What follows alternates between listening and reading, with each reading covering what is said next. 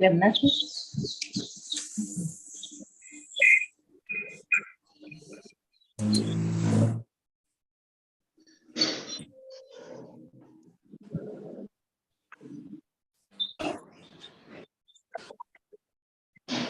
open the situation.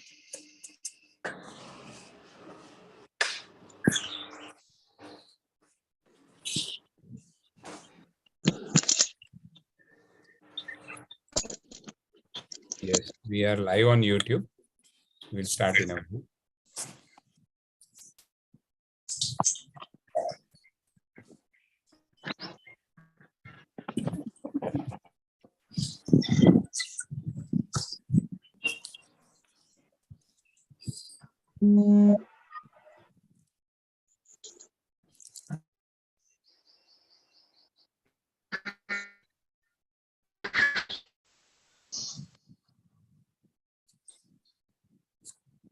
Abdul Sahib, good morning. Good morning. Kem cho Sahib? All good? Yes, it's all good.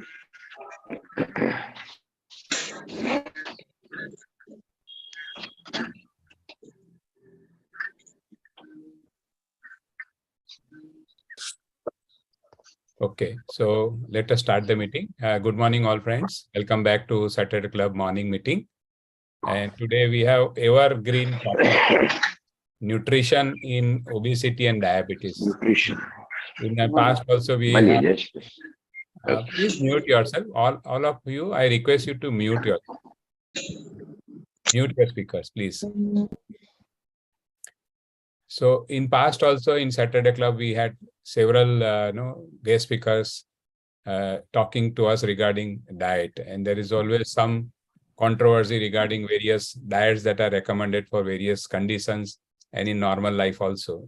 So to address these issues, we have Harak Bakshi, a clinical dietitian and consulting nutritionist practicing in Vadodara. She did her BSc Foods and Nutrition and MSc Clinical Nutrition and Diabetes in MS University. She is a certified diabetes educator. She has attended several national and scientific programs and worked in very reputed hospitals in Mumbai, like Nanavati Hospital, Saifi Hospital, and Kokilaben Dhirubhai Ambani Hospital. She is a visiting dietitian at University Health Center, MSU, Vadodara. So we look forward to very interesting, informative talk from you, Dr. Harak.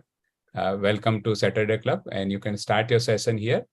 You have about 40-45 minutes to talk, and we'll have 10-15 minutes of discussion. Over to you, Harak. Thank you, Dr. Satish, for inviting me here and to be able to present here. It is an honor for me to present in front of such an esteemed audience. And my humble pranam to everyone, since I think I'm the youngest here. I will start my screen sharing. Yes.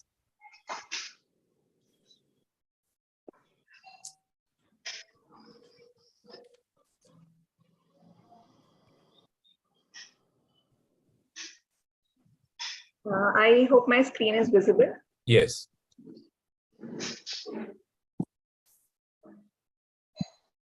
Yes. So today we'll be talking about nutrition updates in obesity and diabetes.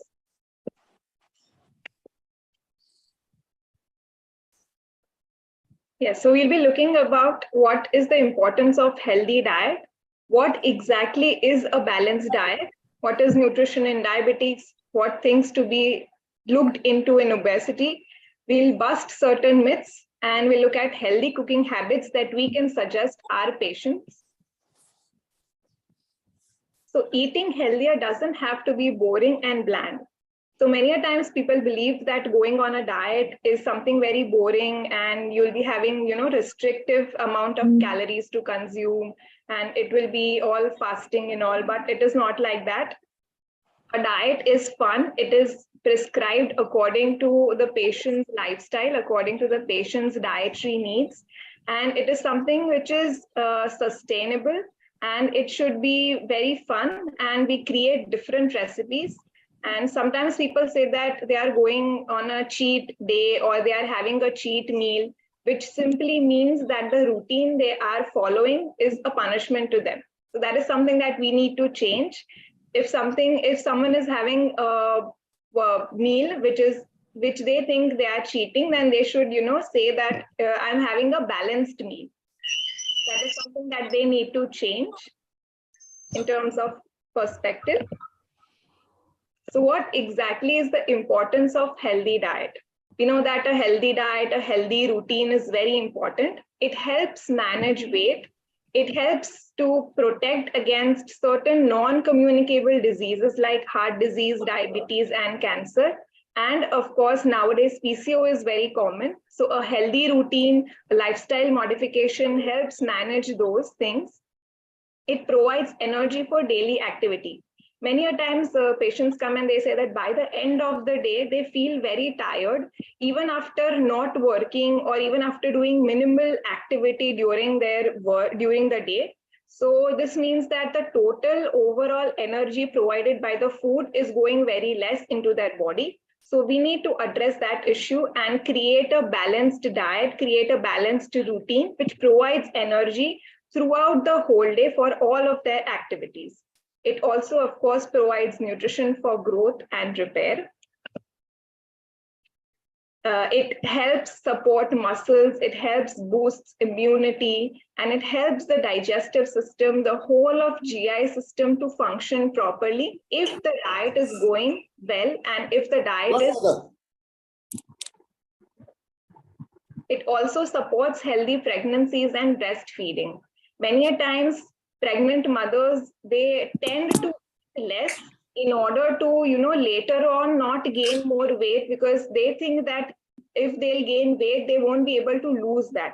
But it is very important to address them that during pregnancy and breastfeeding, the nutritional requirements increase. So according to that, a proper prescribed diet should be followed by them, and they should increase their overall intake during those months.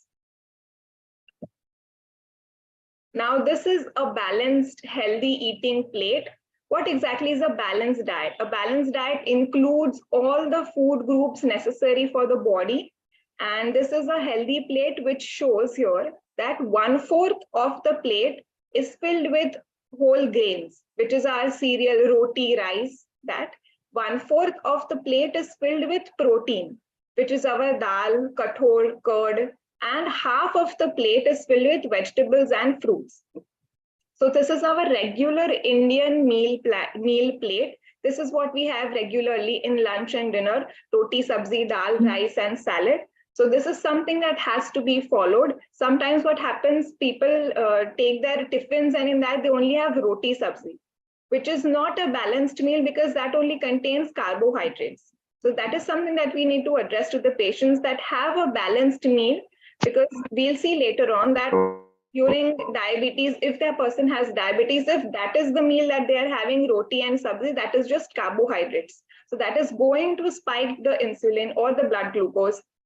So that is something that we need to address, that have proper balanced meals along with the carbohydrates, have small amount of protein, have roti and rice in balance.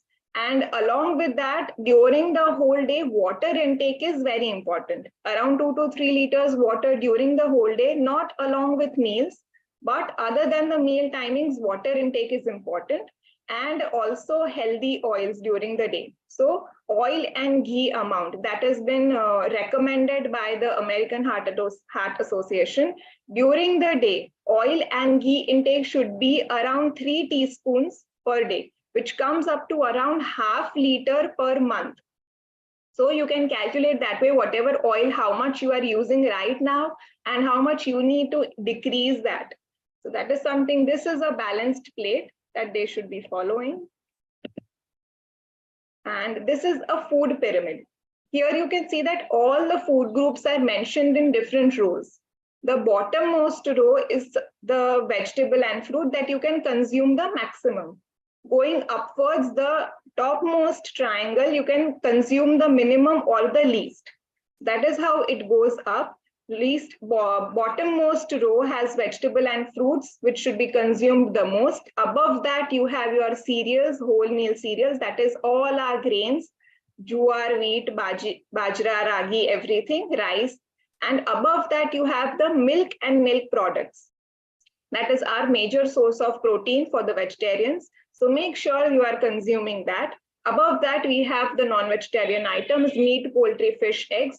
So that should be consumed 2 servings per day. Above that, we have our fats and oils, which is our ghee, oil, butter, everything. So that should be taken into moderation, into minimal amount.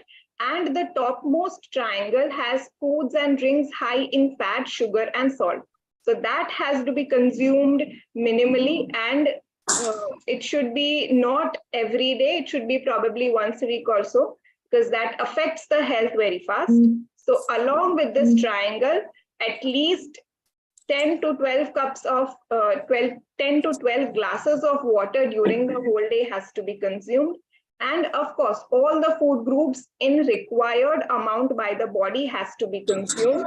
Along with that, activity is very important.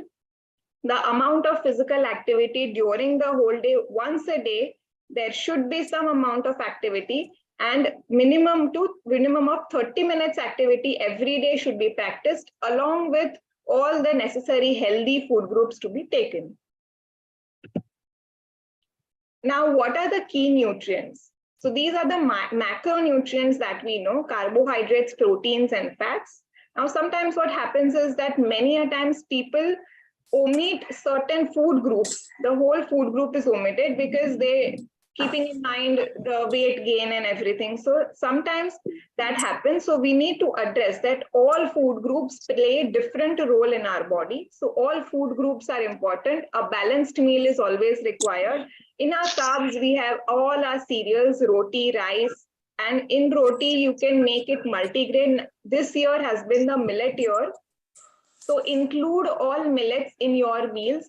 You can make flour of them and add it in your roti flour. So make it multigrain. That way you can change all your recipes, accommodate more food groups, more foods in your everyday routine.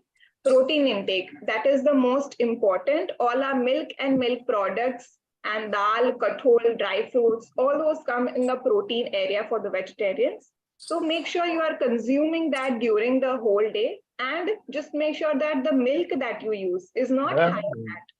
So you need to use moderate fat or low fat milk, and for the milk products also use that low fat milk. So make sure you are including proteins and essential fats as well. So fat, ghee, and oil intake that we saw, that has to be minimal during the whole day. And these are the micronutrients that we know, all the vitamins and minerals essential for the body. So make sure you are consuming different colored fruits and vegetables during the whole day or during the whole week. Make sure to use different colored vegetables. And also along with that, make sure to use all your dry fruits. And of course, there are certain seeds that you can incorporate in your daily routine. For example, flax seeds, sunflower seeds, and other seeds like that. So make sure you are including all food groups and addressing every food group during the whole day. Now, nutrition in diabetes. We know that, of course, there are medications that help you control your blood glucose, but along with that, if you follow a proper routine, if you follow a proper meal pattern, then it will obviously for sure help you to control your blood glucose. Now we know type 1, type 2 gestational diabetes, so we will not go there.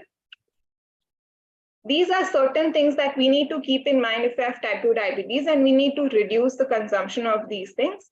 Firstly, smoking. Then make sure your blood pressure is under normal control. For that, make sure that you are avoiding all the high salt foods, and make sure the salt content during the whole day is minimal and up to 1 teaspoon per day, which is around 4 to 5 grams. So make sure if you have high blood pressure, you are adjusting the salt dosage. And make sure that if you have sedentary lifestyle, get active, do some sort of exercise during the whole day, minimum 30 minutes, be it even walking. Just start walking and have your body moving. If you are overweight, make sure that you are managing your weight. Obesity can lead to many different complications in future. So make sure you are managing your weight, and Lipid profile has to be in the normal range. So for that, make sure that you are avoiding or minimizing the usage of fried foods, high fat foods, and of course, maida products, all the biscuits, toast, khari, bread, bun, pav, you are avoiding all that. And make sure all these stays in moderation. Now, can diabetes be reversed? Yes, of course, with medication, it can come under control, but with the help of good diet, a healthy diet, of course, there are many cases that say that diabetes can be reversed. Diabetes is reversed with the help of following a proper dietary pattern and making lifestyle modifications. So a healthy and balanced eating can help to prevent or reverse the diabetes. Appropriate body weight is very important. To remain in your ideal body weight range is important, and moderate amount of physical activity every day is important. All these things will help you to prevent or reverse your diabetes. And there is 60% probability of suffering from type 2 if you have gestational diabetes. So make sure you are controlling your blood sugar during that time. And there is 10% chance that type 1 may not be reversed, but there is 90% chance that type 2 can be reversed. Now, what are the goals of medical nutrition therapy for diabetic patients? To attain and maintain optimal metabolic outcomes for BP and lipid profile that we discussed earlier, we need to make sure that the BP lies in the normal range and the lipid profile is in the normal range. To prevent and treat other complications like obesity, severe dyslipidemia, and to improve health through healthy food and exercise. Make sure you are creating a healthy routine for yourself and including some sort of exercise. Address the individual nutritional needs. Now, every body is different and everybody's nutritional needs are different according to their medical history, according to their diet history, according to their blood reports. So everybody is different. So make sure that you are reaching your nutritional goals. Now we know that all the food groups are important, but how to manage that? Now, as we discussed, that carbs are very important, but in moderation. So there is low carb diet. So make sure that you are, obviously there is diabetes. So we have to avoid certain foods like rice, potato. So make sure you are avoiding high glycemic index foods. So along with carbohydrate in every meal.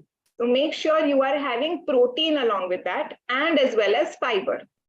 So sometimes what happens is our Indian breakfast is just full of carbohydrates.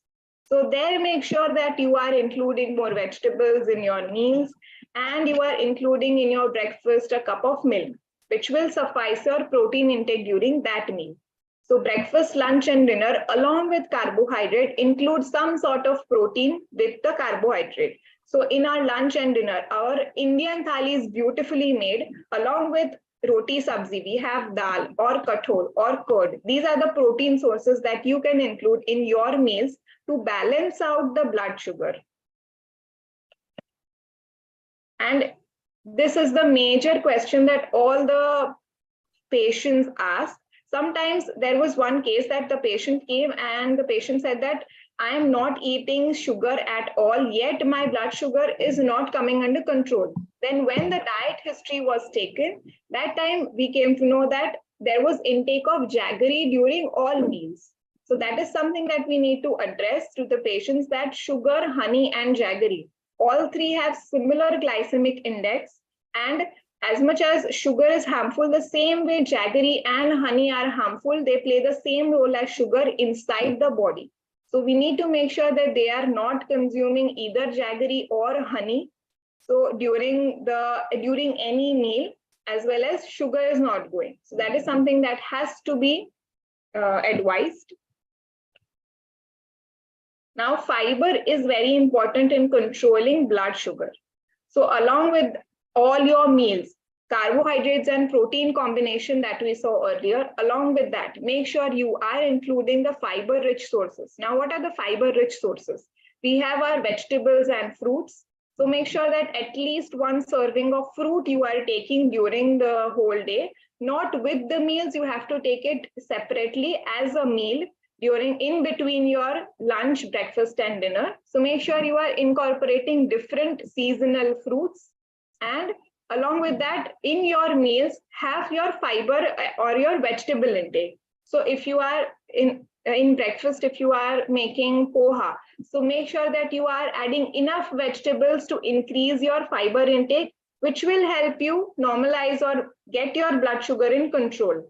So along with your lunch and dinner, make sure whatever your lunch and dinner is, the patient is having 1 cup of salad along with their meals. So this has to be advised to the patients. The intake of fiber along with carbs and protein is very important. And of course, good fats are very important, that we increase the intake of omega-3 foods, which are flax seeds and walnuts. So we need to incorporate that during the whole day. So this is how a balanced meal has to be created for the patient. Not just one food group has to be included. Just make sure that there is balance. And we have to ask them to choose wisely. We have to ask them to not have or minimize the intake of oily and deep fried foods, and of course, maida products. Because there are certain times that patients say that we are not having anything that will increase our blood sugar, yet it is not coming under control. When the diet history was taken, it was seen that breakfast is ready. You have to decide when you're going to have it. Everything is warmed up. You have to decide. Get your bowl, get your spoon, get your whatever you want to take. No, I don't have anything.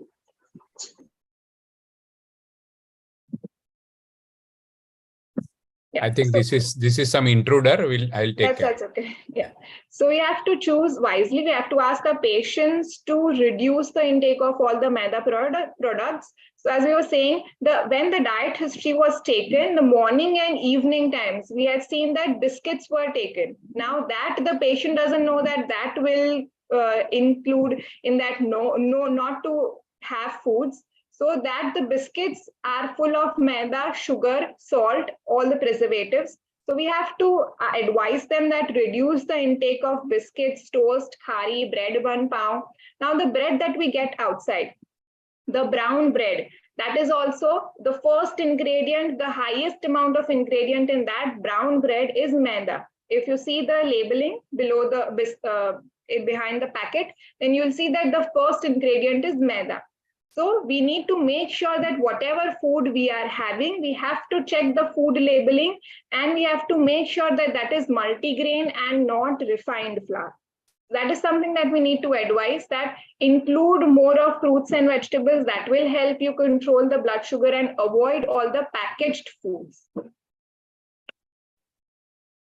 So this is one biscuit company which showed that this is a high fiber biscuit.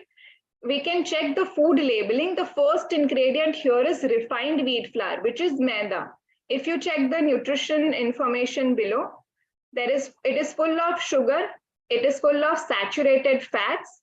So this is something is called a marketing gimmick. When we see high fiber, low sugar, low oil, that are all the marketing gimmicks, because in making that thing low, they increase the other bad nutrients. So here we can see that there is liquid glucose in the ingredients, there is sugar in the ingredients. So we need to make sure that we are checking the food labeling, the food packet behind the packet, that what exactly is this thing made of. Because this is how marketing gimmick works. Now there is nutrition in obesity. We know that there are so many diets online which help you, lose 10 kgs a day or 10 kgs a month. That is something that we need to address to the patient, to the obese patient, because that patient needs counseling. Counseling is very important, because as it is, that person is very shy because of the weight. So we need to make sure, we need to counsel them that it is very much attainable. The ideal body weight is very much attainable, but that person needs to have self-motivation and patience, because it will happen over a long period of time. It will not happen overweight. That is something that we need to address. Now, these are certain things that come in that address the obesity. There is stress and poor sleep. There is certain medication that leads to, weight gain.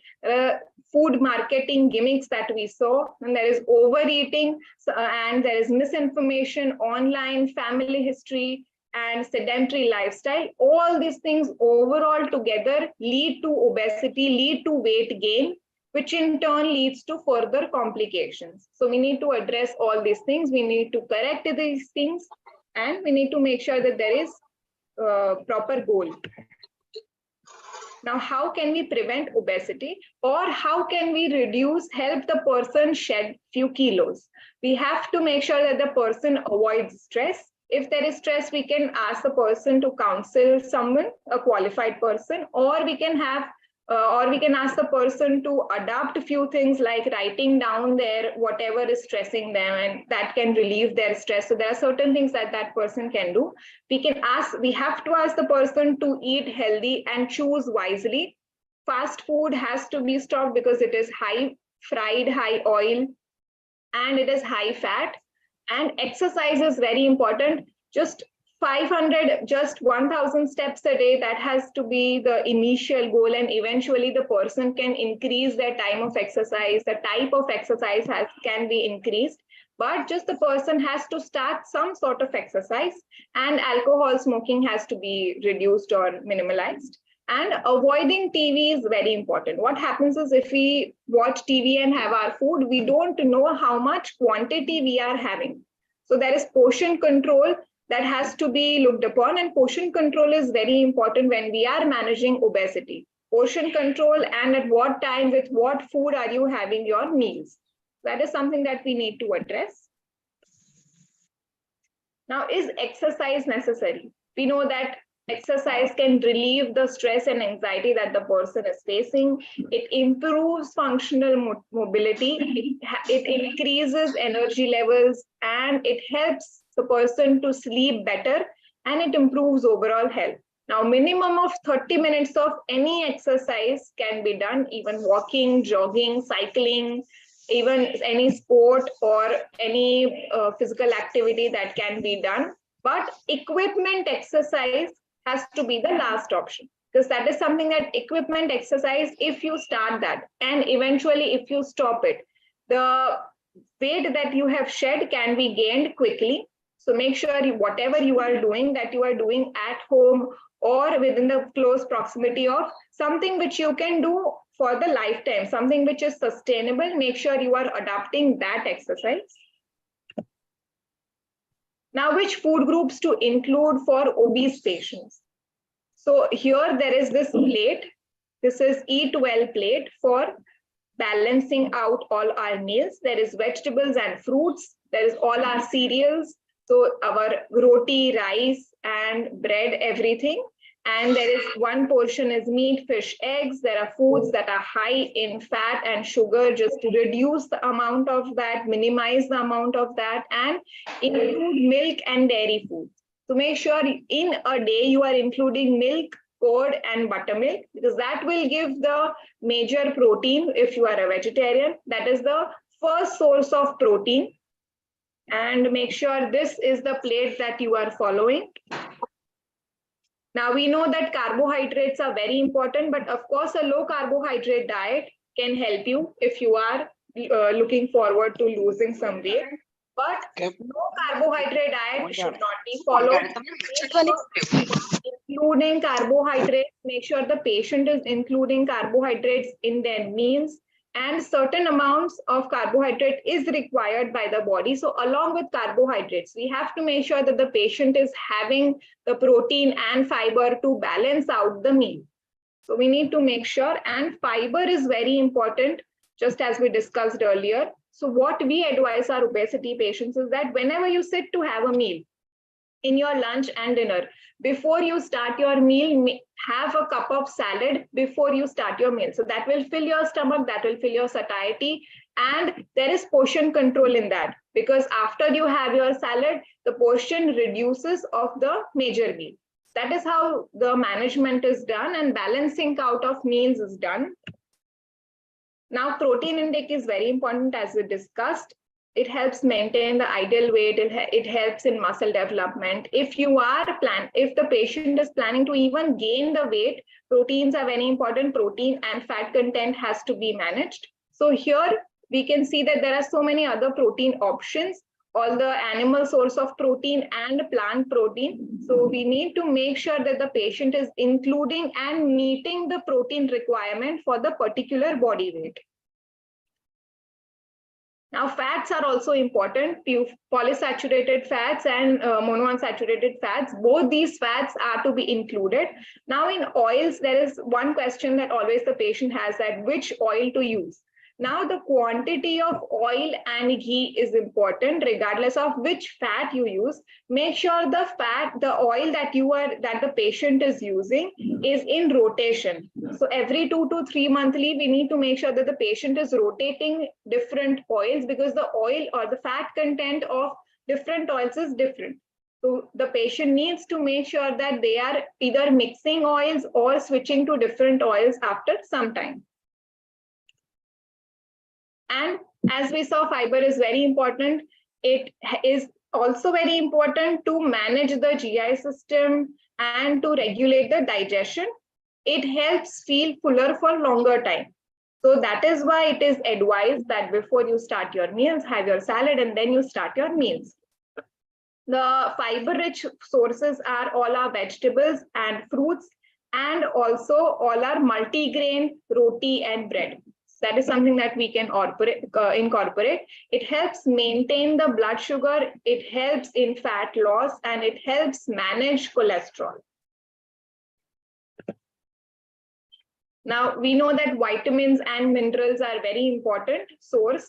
So make sure that the patient is including different seasonal fruits and locally grown. We don't want someone having avocado and kiwi from outside. Make sure that the patient is having all the locally grown foods and different colored foods.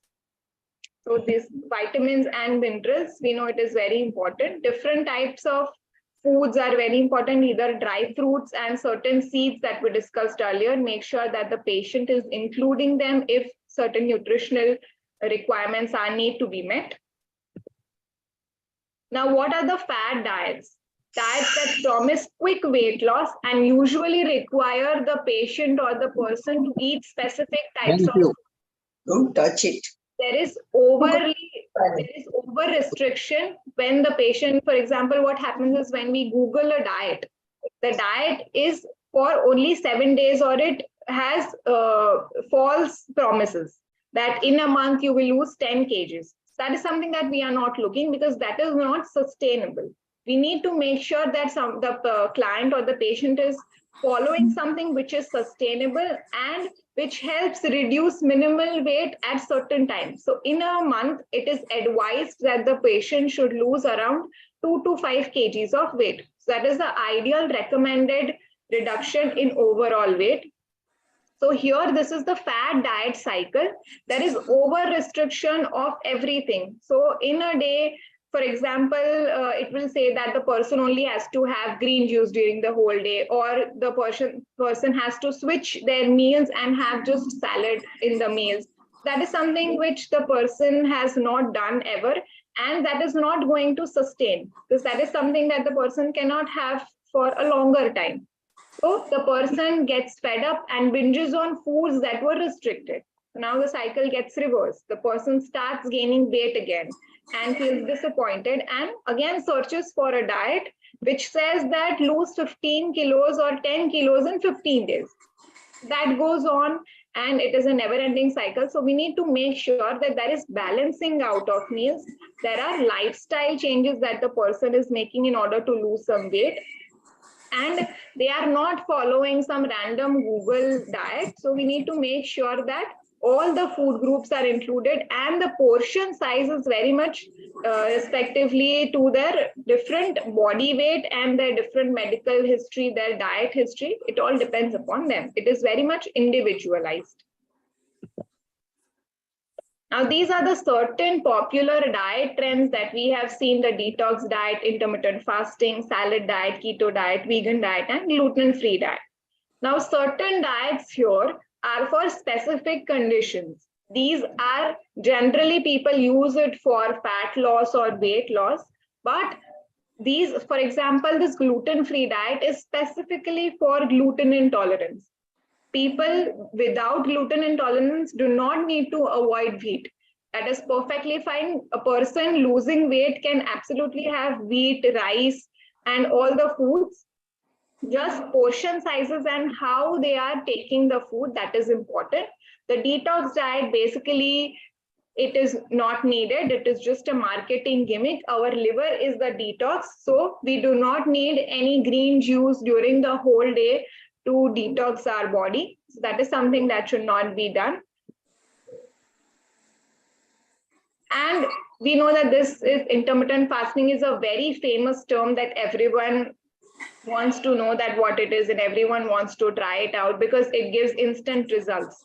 But there are certain researches which say that intermittent fasting is good, but those are short-term researches. And intermittent fasting is something which has a longer period of fasting area.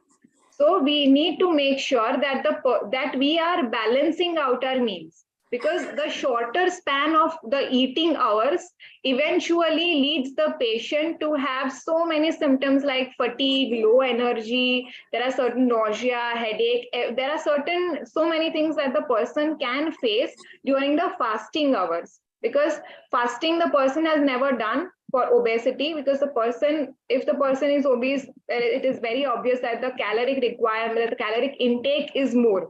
So if we ask the person to fast for 12 hours, the person is not going to do that for a longer period of time. So eventually this intermittent fasting should not be followed as a way of reducing weight. If the patient has to reduce weight, even 120 kgs, 130 kgs, the person can easily reduce the weight by having all the food groups. Include all food groups, include your roti, rice, sabzi, dal, everything. Balance it out, portion control, and that is how it is sustainable. Lifestyle changes are to be made, and that is how fat loss has to be done.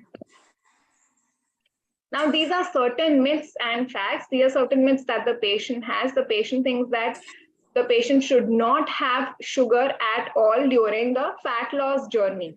But sugar is very important for our body. So the person has had sugar for a long time. Now, if you reduce the sugar, that is okay. But if you cut down sugar at all, then eventually the craving starts. So we need to make sure that we are minimizing the sugar intake. We do not have to cut it at all, because glucose is very much important. Now, people often think that jaggery is better than sugar. So they have double the amount of jaggery they were having before, because they are not having sugar and jaggery is okay. But that is not something that we need to address them, that sugar, jaggery and honey are very much similar. They have similar role when taken inside the body, and there is similar effect. So sugar, if they are avoiding or minimizing, jaggery and honey has to be equally minimized. Skipping meals is not a good way to lose weight, because the overall caloric intake during the whole day has to be met. So if the person is skipping meals, the caloric intake reduces. So that is not a good way to reduce the weight. People often switch their meals with salads, but that is just fiber. But they are skipping out on other food groups as well. So they are skipping out on carbs, they are skipping out on proteins, which we do not want. So meals have to be balanced. And there's one thing, weight loss supplements. This is a whole another market that we need to address. That supplements, there are so many researchers that supplements eventually affect the liver. Whatever part the food can do, make sure that you are including that, and the food will do the rest of the things. So we need to address the patients that at most of the time supplements are not required. And the patient should not avoid gluten unless they are gluten intolerant. And rice can be easily taken in the fat loss journey. So that is something that if the patient is having rice, then that is all fine. They can include that. And these are certain healthy cooking methods that we need to address to the patients. They need to always wash vegetables and fruits before cutting. They need to cook at low temperatures, because cooking at high temperatures will minimize or reduce the nutritional content. the client or patient should use low-fat cooking methods like boiling and steaming rather than frying. The overall salt intake has to be reduced. Around 1 teaspoon is recommended, which comes to around 4 to 5 grams of salt during the whole day. You should not overcook vegetables because overcooking will again lead to loss of nutrients. Refrying of oil is not recommended. The oil already has been fried, and refrying it will make more harmful changes in the body. Frying with olive oil is a big no, because olive oil has to be used off the gas and not the gas, as it has low smoking point. So if you put it on gas and you turn on the gas, it will evaporate or reduce the content, nutritional content. And these are certain healthy lifestyle guidelines that we need to ask the patient to follow. The patient has to reduce the amount of processed foods that they are having, because it is high in fat and salt and sugar. And they need to reduce refined sugar products. Excess salt is harmful, so eventually they need to reduce it. Alcohol smoking should be avoided. Maida in bakery products have to be minimized or reduced. Deep fried oily foods should be reduced, or it's a big no to have it. And sugary and carbonated beverages should also be minimized. And make sure that the patient is following a balanced meal. A balanced meal is the key to changing their lifestyle, to changing their metabolic disorders that they are having, and eventually treating the obesity and diabetes. So let us eat wisely. And thank you. I will stop my screen sharing here.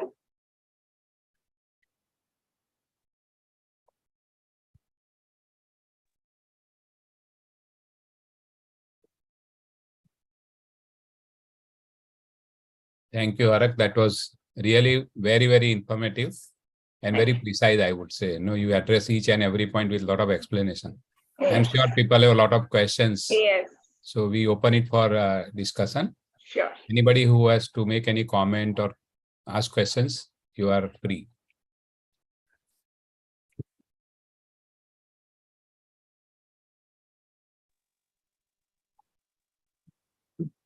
Yes, it is really wonderful presentation, Harak.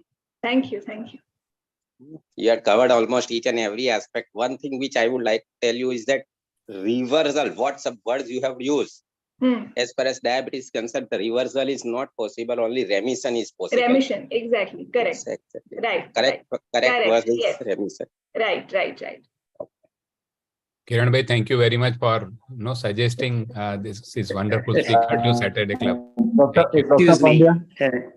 Yes, Can I Jagdish. say? There are 2-3 people who wants to talk. First, I think we'll take up. I don't read the name. Yes, please go ahead. And then Dr. Jagdish Chinnappa and Dr. Jagdish Patel. Yes, please go ahead.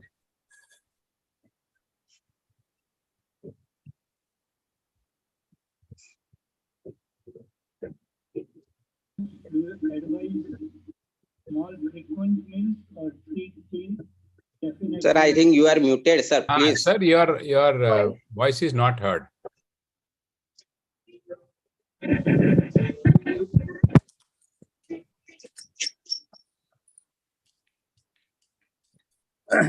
Can you hear now? Yes, please. Yes. Okay. Do you advise small frequent meals or 3 definite meals like breakfast, lunch, and dinner, and no snacking? No, I advise small frequent meals because that helps to keep balance out the sugar. So That's for diabetic and obese people. obesity or as well. everyone. Yes, no, that is for diabetic and obesity as well. Okay. It again depends on the body's requirements. Because advice is that if you do snacking, there is insulin secretion and then develops insulin resistance. No, but intake of small frequent meals, there are researchers have shown that intake of small frequent meals helps balancing out the sugar because there is less amount of fasting time. What about people who do frequent religious fasting? Shanivar kare, Budhvar kare, Agyaras kare. Yes, not really recommended, because that again disrupts the blood glucose cycle.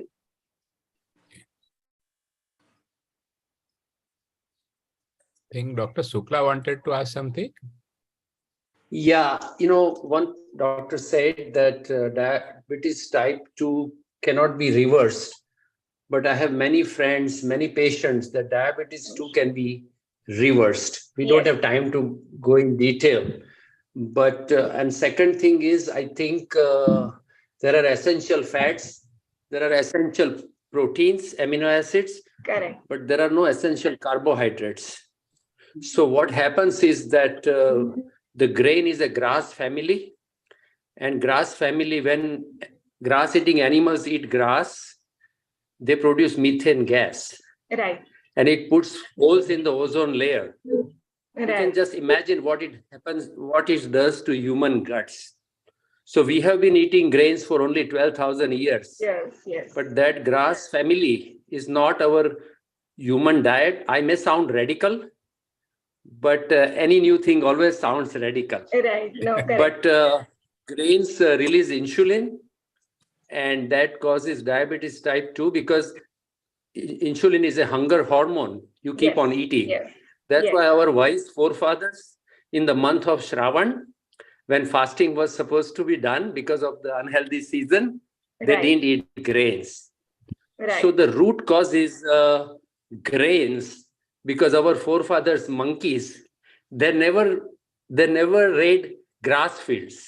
Right. Only birds raid grass fields. If monkeys raided grass fields, we won't have any grain left. Correct. So please do some research, I would suggest, Definitely. on and grains, because there are books out like No Grain, No Pain. No grain. So all this chronic inflammation and all the chronic diseases we are suffering is because of the grain. Today I may sound radical, but please, I want everybody. Thank you, Dr. Shukla, for that lateral thinking. And many of us know about all these concepts. Someday we will invite you for a talk on this. So, I would request you to prepare a talk on this subject, and we'll have a sort of debate. Somebody talking for grain and somebody talking against grain. Thank you. So, thank you for your comments. No, but long discussion. Okay. Yeah, it requires little more time. So we'll have a session. This is very interesting. Right. So, when the guest came and he was supposed to be in front, he just left her behind. But he got very sad when. Hello. Jagdish, yes. Yeah. Excellent lecture, madam, and thank you very much. I have two comments. Yes. The first comment is of late in children at least, what has been noticed is that children who have relatively normal BMI have abdominal obesity and hyperlipidemia or the metabolic syndrome. So this is a very paradoxical thing that though they look malnourished, they still are at high risk for metabolic disease. So this is a peculiar Asian variety of obesity. So a little bit of comments on that. The second comment which I wanted to talk to you also about is the pro-inflammatory nature of certain oils and which should be avoided, because obesity itself is a inflammatory condition. Right. So that is why. And if you see the extensive use of oils like sunflower oil and safflower oil, which are very high in omega-6 fatty acids, which are pro-inflammatory, these should generally be restricted in patients who have got obesity, because I feel that it only increases their inflammation, and ultimately over time even coronary artery disease and other things are all inflammatory disorders. So I think there may be some comments on this. Right. Yes, of course. So as you told, the oil thing, that is why we advise everyone to switch to different oils, because sometimes what happens is the patient or the client is having only sunflower oil from the starting. That is why we ask them to try mixing different oils in that, or try rotating different oils every 2 to 3 monthly. That is how different oils are included in their routine. And the overall oil and ghee content, when we ask them, it is always above the recommended intake. That is why around 3 teaspoons is recommended during the whole day and half liter of oil per month per person. That is how we ask them to calculate. There is a question in the chat box, cold pressed or refined oil? Yes, cold pressed is, just a second. Yes, we always advise cold pressed oil because it is not processed and the nutrients are not lost in that. Praveen, Dr. Praveen wants to ask something. Yes, Praveen. Yeah, good morning. About a decade ago, we used to say no to the coconut oil totally altogether because the saturated fat content is even higher than ghee and butter. Yes, correct. Nowadays, the coconut oil is considered to be a good oil. What is your take on that and how it has become good now? Yes, so the debate is still going on. There are researchers giving mixed reviews of both. So we still need research on that, but just how we talked about the rotation of oils, again, coconut oil once in a while included in the diet is not bad at all. Just the portion size has to be advised. But saturated fat content remains the same. Yes, in the coconut oil. Correct. But there are many researches which show that the coconut oil, the content of saturated fats does not harm because the content, because the how we use it is very important. Has it got something to do with MCT? Yes, exactly. That is what, because the South Indian people are using it since many years. Okay, thank you. Yes. I think that, yes. Any other questions? So thank you, Harak, for beautiful interaction also following your informative talk. So we meet next Saturday again. Thank you all for joining us. Thank you. Thank you so much. Thank you. Thank you, Ms. Harak.